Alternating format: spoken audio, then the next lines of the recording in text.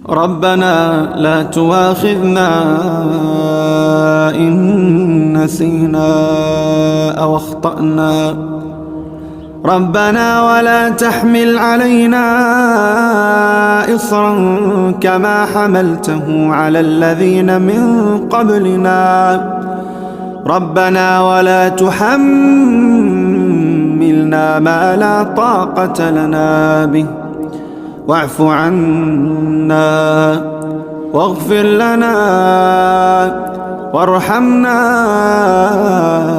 أنت مولانا فانصرنا على القوم الكافرين.